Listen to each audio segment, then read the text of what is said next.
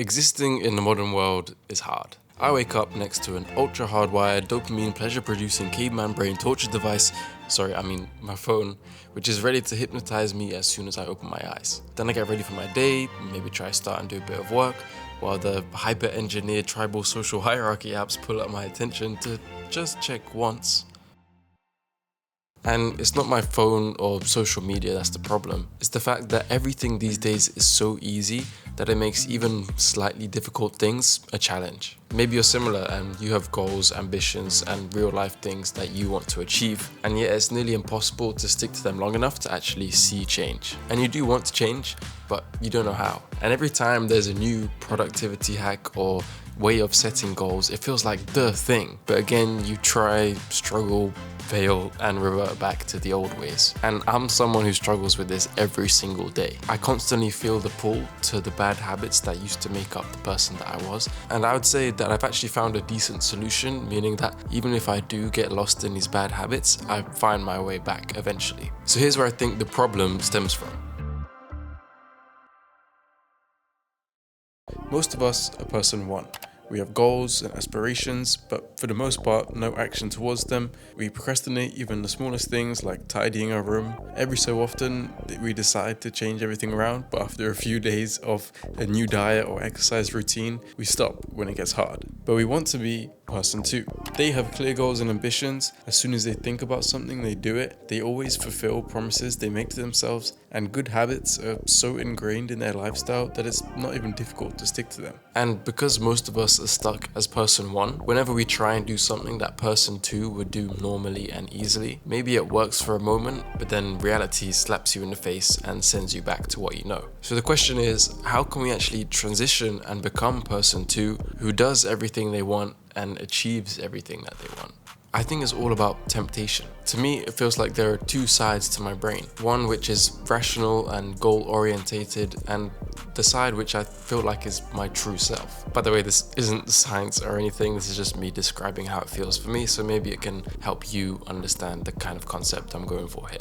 The other side is the instant gratification fiend who goes after the instantly pleasurable things, causing me to sometimes forget the other side, which is what I feel like I truly want. And basically every single day, it's a war between these two sides of my brain. And after a few years of this war, I've managed to find some decent strategies to help me win the battles and get closer to becoming that person too, which we talked about.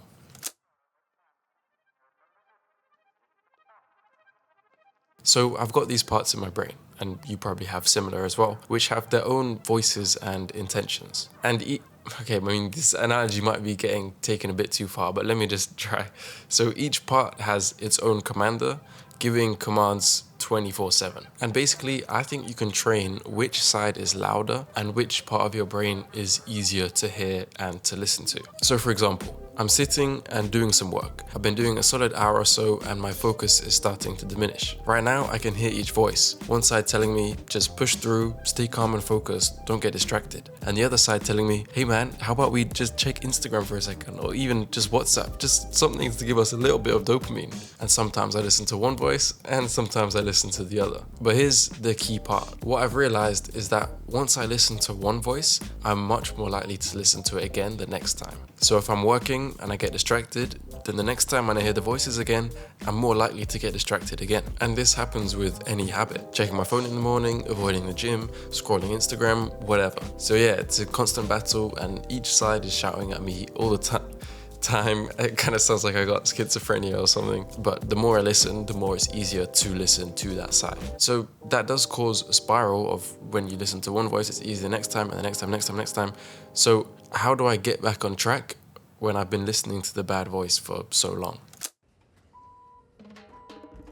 I found that the best way to train my brain the right way and slowly become that person too, which we talked about earlier, is to pay attention to the small decisions. Waking up, do I roll to my left and pick up my phone, or roll to my right and start my day? When I finish some work, do I go and click and open Instagram, or do I close my laptop and go for a walk instead? These are just a few examples of the things which I struggle with daily. But these instances can be even bigger or even smaller. Maybe you get a random urge to go to your phone and check your messages. And in that small instance, I either listen to the bad voice and go and do it, or I pick the harder, better choice and carry on working. And when I go through about my day, there's probably hundreds of these tiny battles throughout the day. And the more and more I can win, and the more you can win, the closer we can become to being person number 2.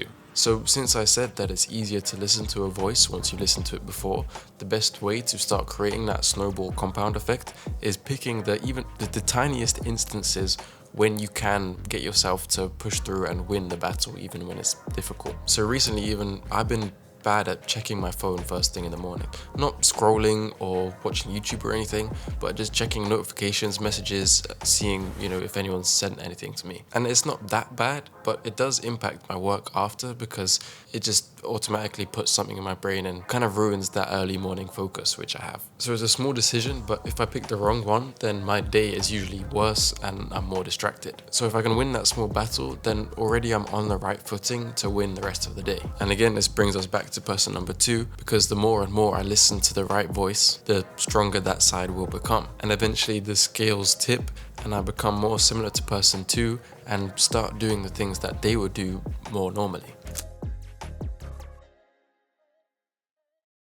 Now, another thing I've noticed is the decisions you make behind closed doors. The most disciplined, motivated, and stay hard version of myself that I've been is when I'm doing difficult but rewarding things when no one is looking. And again, this can come in small and big instances. As for big, it's going for runs or meditating for 30 minutes a day just because it's good for me. But these are bigger things which aren't always easy to do, and maybe more importantly are the small versions. My favorite is making my bed, or tidying my room, or reading a book instead of frying my brain with music whilst I walk. These are the make or break moments. It's like the small decisions again, each one voting towards either person 1 or person 2. And the reason it has more impact is because no one's looking, no one's monitoring you. It's literally just you versus you, so everything you do is completely up to you, which I feel like makes the choice more impactful because you're doing it for yourself. I know that if I make my bed in the morning and tidy my room straight away instead of procrastinating, that I'm much more likely to not check my phone and just start working, and also go to the gym instead of lazing about. It might seem weird that these things are even related, because how does tidying your bed mean that you're more likely to go to the gym? But for me, I found it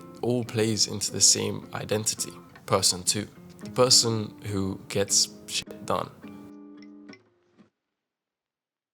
So that's pretty much it, and don't necessarily think that this is exactly how it will work for you. This is just me telling you how I feel and what has helped me. But to take the lesson away, I reckon if you start focusing on the smaller instances instead of thinking, oh, I've got to lock in and start changing my life right now, that's basically impossible. It's all about the small decisions that you make and voting towards the right person that you want to be. So yeah, I hope you enjoyed this video, and I'll see you in the next one. Peace.